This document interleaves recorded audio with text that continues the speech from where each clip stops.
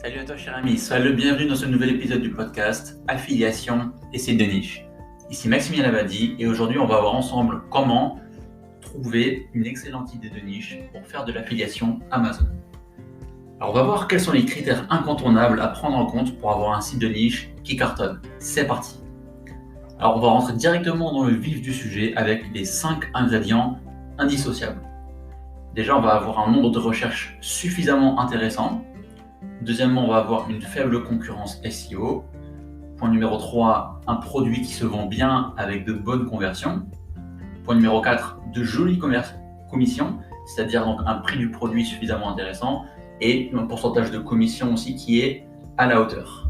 Et enfin, 5e point, on va viser une niche qui est durable. Alors quand on souhaite lancer un nouveau site de niche, il faut se poser les bonnes questions et ne pas se précipiter.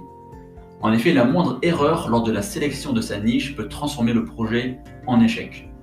Et pour se donner toutes les chances de réussir, il faut répondre positivement à tous les points qu'on a cités précédemment. Alors déjà, on va développer le premier point qui est l'intention commerciale. Alors, c'est indispensable pour un site de niche d'avoir une vocation commerciale. Si tu souhaites faire un site d'information pour générer un maximum de trafic, puis éventuellement le monétiser, ça ne va pas trop le faire. Tu dois te focaliser sur une niche avec un produit qui se vend bien. Pour t'illustrer cela concrètement, je vais te présenter 2 de mes sites de niche dans la thématique des chats. Le premier il porte sur la race de chat British Shorthair et le second il porte sur les arbres à chat. Alors bien que le premier site il a beaucoup plus de trafic que le second, à ton avis lequel rapporte le plus ? Bien, il s'agit tout simplement du second et de loin. Et pourquoi ça ? Bien, tout simplement parce que le premier site il a une vocation informationnelle. Les gens ils vont dessus pour trouver une information sur la race de chat.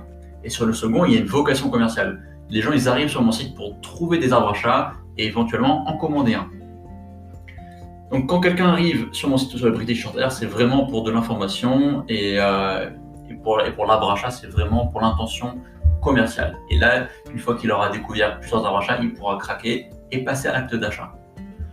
Donc le deuxième point qu'on va voir ensemble, ça va être un produit qui se vend bien. Donc ça c'est vraiment la première règle pour avoir un site de niche qui marche bien et qui convertit, c'est de se focaliser sur des produits et des services qui se vendent bien. Donc si tu viens de trouver une niche que tu trouves sympa, mais que le produit se vend très peu sur Amazon, ça veut dire un produit qui a peu d'avis, eh bien il y a certainement anguille sous roche. En effet, certains produits ont tendance à se vendre bien mieux en magasin plutôt qu'en ligne. Et d'autres produits se vendent beaucoup mieux en ligne qu'en boutique physique. Donc tu pourras donc te focaliser sur des niches dont les produits Amazon disposent d'un très grand nombre d'avis pour maximiser tes conversions. Troisième point, on va regarder le nombre de recherches mensuelles sur Google. Donc il faut savoir que l'intérêt porté par les consommateurs à la niche est très très important. Plus il y a de recherches, mieux c'est. Donc pour ce facteur, on va tout simplement se baser sur le nombre de recherches mensuelles effectuées par les internautes sur google.fr. Donc pour savoir combien il y a de recherches sur Google, eh bien on peut utiliser un outil. Alors on a par exemple Keyword Finder, qui s'écrit KW Finder, c'est mon outil favori. Ensuite on a SE Cockpit, on peut avoir Rank Explorer, SEMrush, Youdá Insights, Ubersuggest, etc. Donc chaque outil dispose de ses propres sources pour évaluer le nombre de recherches mensuelles effectuées sur un mot-clé. Et de ce fait, il sera même intéressant de combiner les datas de plusieurs outils pour se rapprocher le plus possible de la réalité. Donc là, je vais te donner un petit exemple. Par exemple, la requête arbre à chat, elle est recherchée à hauteur de 14 800 recherches mensuelles selon Ubersuggest. Keyword Finder lui dit 9 900, Rank Explorer 8 100, Youdá Insights 14 800. Donc c'est vraiment variable et ça va dépendre des différents outils. Donc si tu veux te rapprocher de la réalité, utilise 2 ou 3 outils, ça serait vraiment parfait. Donc voilà. Donc si ton mot-clé principal il compte plus de 10 000 recherches mensuelles, c'est une très bonne chose. Perso, je vise des niches comptabilisant au minimum 5 000 recherches mensuelles sur le mot-clé principal.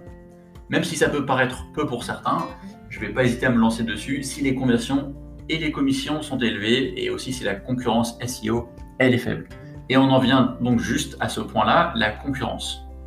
Donc maintenant que tu as une niche qui dispose d'un nombre de recherches satisfaisant, que les produits se vendent très bien comme des petits pains sur Amazon, tu vas devoir effectuer une analyse de la concurrence. Étant donné qu'avec un site de niche, on va chercher à se positionner dans les résultats de recherche naturels de Google, il est primordial de sélectionner une niche, on va pouvoir ranker facilement.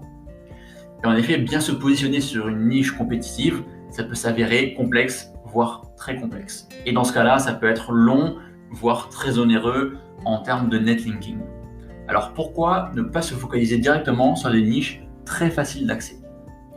Donc pour analyser la compétitivité SEO d'une niche, aujourd'hui c'est très simple à l'aide d'outils. Alors il y en a deux qui sont très connus, on a SEO Cockpit et on a Keyword Finder. Ce sont vraiment les deux meilleurs du marché et moi j'ai une petite préférence pour Keyword Finder. Donc ces outils délivrent un score de compétitivité qui va nous permettre d'interpréter très rapidement la difficulté à se positionner sur un mot-clé. Donc avec SEO Cockpit, par exemple, on va avoir une jauge qui est plus ou moins remplie. Si la jauge elle est pleine, ça veut dire qu'on a une niche qui est très intéressante. Mais avec Keyword Finder, on a beaucoup plus de détails en fait. On va avoir un indice de compétitivité SEO qui va de 0 à 100. Et on a aussi des codes couleurs. On peut ainsi interpréter beaucoup plus facilement la difficulté à les ranker sur tel ou tel mot-clé. Par exemple, si on reste sur l'exemple du mot-clé arbre à chat, on peut voir que l'indice de compétitivité il est de 30 sur 100 et le code couleur il est orange. Donc là on est vraiment sur une tranche qui est assez intéressante. Si tu es débutant en SEO, que tu n'es pas trop familier encore avec les sites de niche, je te recommanderais de viser des idées de niche qui ont un indice inférieur à 30 sur 100. Voilà, si l'indice est au vert, c'est parfait.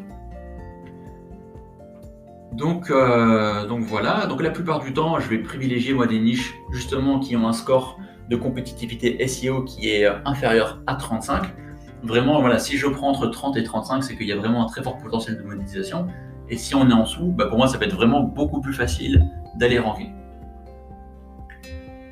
Donc voilà. Ensuite, le point suivant qui est très très important, ça va être de viser de jolies commissions. Donc ce facteur, il n'est pas des moindres car il va définir la valeur de ton panier moyen.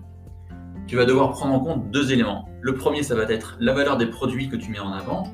Et la deuxième, ça va être la commission que tu vas recevoir. Et il faut savoir que le programme Amazon Partenaire, il fixe des commissions différentes en fonction des catégories de produits. Donc là, je vais te dévoiler rapidement les différentes commissions que tu peux recevoir en fonction des catégories Amazon. Par exemple, pour la catégorie mode, tu vas toucher entre 11 et 12%. Pour tout ce qui est beauté, c'est 10%. On va avoir ensuite livres, e-book, tout ce qui concerne la maison, le mobilier, bricolage, le jardin, tout ça, ça va de 7 à 8%. Le loisir, ça va de 6 à 7%. Et enfin, on va avoir aussi tout ce qui est informatique, mobile, jeux vidéo, gros électroménager. Là, on descend à 3%. Donc si tu joues dans la cour, par exemple, de tout ce qui est high-tech, eh bien, il faut vraiment que tu vendes des produits très, très onéreux pour que ce soit intéressant.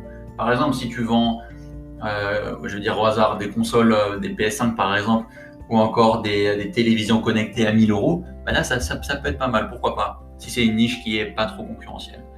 Mais je te recommanderais plutôt de t'orienter vers des niches avec des commissions plus intéressantes. Par exemple, dans le domaine de la maison, du jardin, tout ça, on est à 7-8%. Donc là, ça commence à être vraiment intéressant si tu vends des produits à plus de 200 € par exemple. Voilà, donc pour le petit topo. Et enfin, on a un dernier point qui est aussi à ne pas négliger, c'est qu'on va viser une niche qui est durable, ou on dit aussi en anglais evergreen. Donc ce dernier élément, il est important à prendre en compte quand on se lance dans une nouvelle niche, parce que voilà, étant basé sur la visibilité Google, notre business du site de niche, il est structuré de telle sorte à réaliser des revenus sur le long terme. Il sera donc primordial de sélectionner une niche evergreen, c'est-à-dire un produit qui marchait très bien dans le passé, qui marche très bien aujourd'hui et qui continuera de marcher aussi bien dans le futur. Il conviendra donc d'éviter les niches éphémères qui évoluent très vite et qui tombent dans l'oubli en quelques années. Un exemple de niche qui va disparaître rapidement, ça peut être tout ce qui est téléphonie mobile. En fait, on voit tous les téléphones, tous les ans il y en a des nouveaux, et puis les modèles ils passent vite à la trappe. Donc ça serait dommage d'avoir un super site de niche qu'on a réussi à faire ranker au bout d'un an, mais finalement au bout de cette année-là, le téléphone lui commence déjà à être un petit peu obsolète. Donc ça c'est clairement le genre de choses à éviter. Et pareil aussi avec certains jeux vidéo. En fait, il y a des jeux vidéo aussi qui sont faits pour le court terme. Par contre, pourquoi pas, si on reste dans les jeux vidéo, de viser, par exemple, pourquoi pas une série, par exemple, je dirais au hasard, les GTA, les Final Fantasy, les Sims, etc. Des trucs qui durent vraiment sur le long terme. Par contre, il faut savoir que pour les exemples que j'ai cités là, c'est souvent très très compétitif et donc ça va pas être de la tarte. Donc maintenant, on va voir un petit peu ensemble. On va faire un petit récap en fait de tous les points qu'on a vus là ensemble.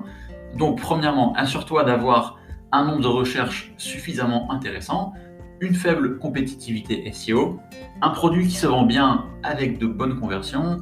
Ensuite, on va viser aussi de jolies commissions. Donc là, tu vas te baser sur le prix du produit ainsi que la commission que tu vas toucher sur la catégorie de ce produit-là. Et enfin, le cinquième point, ça va être de viser une niche qui est durable sur le long terme. Donc, si cet épisode du podcast t'a plu, ne manque pas de t'abonner, de laisser une évaluation sur ta plateforme de podcast favorite.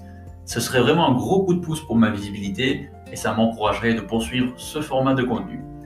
Si tu souhaites en savoir plus sur l'univers de l'affiliation, je t'invite à me suivre sur le blog webnseo.fr et à t'abonner à ma newsletter hebdomadaire où je délivre plein d'infos exclusives et croustillantes autour des sites de niche, de l'affiliation, du SEO, etc. Merci de m'avoir suivi jusqu'au bout. Quant à moi, je te dis à très vite pour un nouvel épisode Affiliation et sites de niche. Ciao!